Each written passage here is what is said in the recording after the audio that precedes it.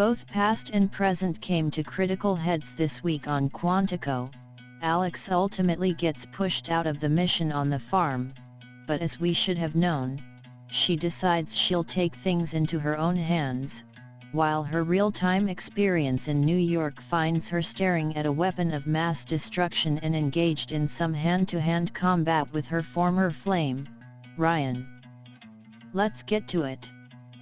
Alex and Ryan are catching up, wink wink, if you know what I mean, at the safe house when Nima calls. She wants to meet with Ryan privately, but Alex isn't down for that. She sticks around, wanting to know why she's feeling left out. Alex, because you are. Nima gives her a wishy-washy answer and, after Alex leaves, reminds Ryan he can't tell Alex he's been recruited by the AIC. They spent the rest of their meeting discussing who else they think the AIC has tapped. His guesses? Sebastian and Diana. He wonders if she's considering Leon as a suspect, but Nima tells him he doesn't need to worry about Leon, she has her own intel for his potential. Q. Leon, who's in bed with Shelby. Shelby, going by Jane to her paramour, says she won't be going home for Thanksgiving this year. The totally normal reason?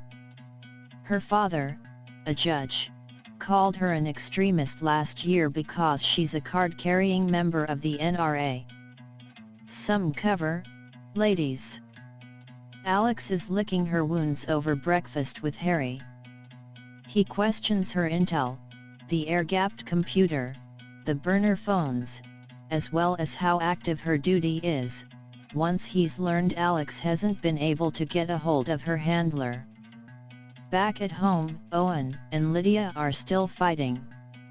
Lydia tells him he won't have to deal with her much longer, as she's gotten cleared for another tour, but, sensing his worry, she tells him she will stay behind at the farm if Owen promises to drop his obsession over who leaked his name. With a tense agreement between them, they head to class. Today's lesson is cover stories. People will be granted permission to head home for Thanksgiving break, but only when they can present a believable cover to use with their families when they arrive home. They also warn the recruits that anyone who asks too many follow-up questions will have to be cut out of their lives entirely. Everyone's covers work on the first or second try except for Diana. She doesn't even try because she doesn't want to go home. After class wraps, Lydia is waiting for Diana in her room. She tells her she wrote a cover for her, but Diana rejects it. She says she refuses to return home just to lie to her family and storms off. Alex and Ryan have an equally not fruitful meetup, in which Alex asks Ryan what he's doing for the long weekend and Ryan responds by telling Alex she needs to get in touch with Miranda. Alex, annoyed with this conversation and having just been blown off by Shelby once again, decides to take matters into her own hands, surprise, and tails Nima, following her to Shelby's new apartment. She and Nima get there right as Shelby has hung up the phone with Leon. Quick recap: having realized handguns make for bad pillow talk, Shelby tries to soften Leon with a tale of her abusive father. When Leon gives little in return by way of conversation, she tells him he can either open up and invest in their relationship or see someone else.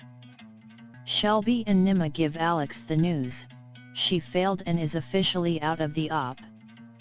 The only Thanksgiving we see, ironically, is the one taking place in Britain with Harry. He told the class he was going to be visiting his sister and brother-in-law, but that sister is really a sister, which means he's spending time with his handler and her husband. It turns out Harry's mission is to try and form as many allies in US intelligence as possible. Once Brexit officially happens and Britain is out of the European Union, they will need sources. He feels confident about Alex, Ryan, and Diana, and when he doesn't mention Sebastian, his handler calls him out. She's been spying on him. Later that night, Harry tries to sneak out when Philip, the husband, who goes by Pip, comes down and catches him. It turns out Harry, Charlotte, wife/handler, and Elliot, Harry's deceased lover, go way back to childhood, and Pip thinks his father-in-law is at fault for Elliot's death. He wants Harry to look into it, but Harry reminds him how powerful that man is. I like this plot line and a bigger role for Harry, so I'm down with this development. At home, Lydia left a test for her father by abandoning her bag on the kitchen table. He digs through it. When she returns, she tells him he promised to drop his crusade and failed, so now she's leaving him for her mission. Before going, she gives him a report that shows that Owen's name was leaked because of mistakes he made in the field. The AIC has given Ryan his first mission: use a stun gun to grab an elderly park ranger and bring him to an address they've texted him. He does it, and when he leaves, he sees a gun on the table next to the man. Leon is next to enter, also an AIC recruit. His job is to kill the man. Later, Ryan and Leon find each other outside an abandoned warehouse. The third AIC recruit walks up, Diana. Before they can talk about their day's events, each of their burner phones receive a video message of them setting up, Ryan, executing, Leon, and cleaning up, Diana, the park ranger. The AIC now has leverage, they say. Ryan and Leon both find comfort from their partners after these events. Ryan reproposes to Alex at the safe house. She says yes, again. Leon arrives at Shelby's with tears in his eyes. He admits to murdering someone, and shows her his bloody hands to prove it happened today. Shelby says she trusts him and that he had to do it. They embrace. When Ryan leaves Alex, Miranda comes in. She apologizes about the mission and tells Alex she has a job for her back at headquarters. Alex isn't interested, though, and says she's staying at the farm and will take down the AIC on her own. Classic Alex. Next, there's a weapon of mass destruction, but it's not here to destroy New York. Harry, Leon, Alex, and Sebastian get Diana to the bunker to clean her up. Alex calls Shelby, who informs Alex there's a biological weapon inside the perimeter. Alex says we will disable it, and Shelby is confused. You have people you trust. Back at headquarters with Shelby is Miranda, for whom things are going poorly. It appears the U.S. Northern Command, working under General Richards, will be taking over this crisis, and Miranda doesn't enjoy that. Alex and co., with their collars removed thanks to Alex, agree they will go to 28 Liberty, where Alex suspects the weapon is being held, to thwart the explosive. Leon doesn't think Diana can do it, due to her injuries, and something about the glance between these two makes me uneasy, but there isn't much time for that. As Harry says, this is totally mental, but I like it. Nima and Raina sit down for a meeting. Nima says she joined the CLF 6 months ago and its mission is to liberate everyone from America, and the lie it sold for centuries that there is such a thing as freedom. She adds, this country would deport you if it could. Quantico, for the most part, is enjoyable, impractical, and improbable. It's part of the reason 2 seasons of plots centered on terrorist attacks in New York have somehow remained, relatively, light-hearted. That overall feeling has been fading lately, as this was one of the show's most overt, political moments, and I'm still not sure how I feel about the shift. Raina responds, "What I see is how wrong I've been about you," she says. She explains she thought of Nima as her other half her entire life, but in actuality, Nima is her shadow, the dark, ugly, angry parts of her that follow her around. When Nima leaves, she tells the terrorists outside, she's not one of them. Keep her in there until it's over. At headquarters, Shelby tells General Richards she has been in contact with Alex, but Richards doesn't care. Later, Miranda and Shelby confront her about wanting to use a drone on the region, which would kill everyone. The general says Alex has 48 minutes to accomplish something, otherwise the military will be sending in air reinforcement.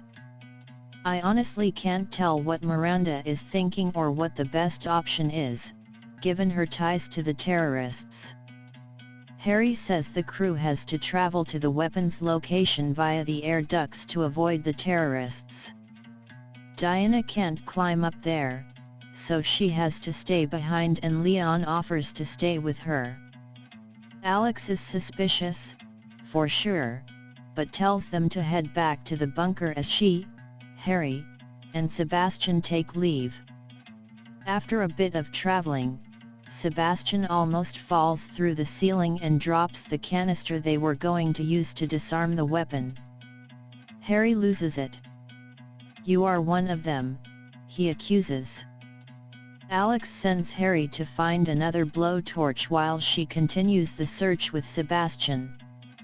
When they find the weapon, Alex is surprised to see it's set up not to kill everyone in New York, but everyone inside the building. These seem like 2 very different scale explosions, but whatever. Alex says they have to warn the FBI, which seems to confuse Sebastian. As they run away, Harry finds them, as do Leon and Diana, which is convenient.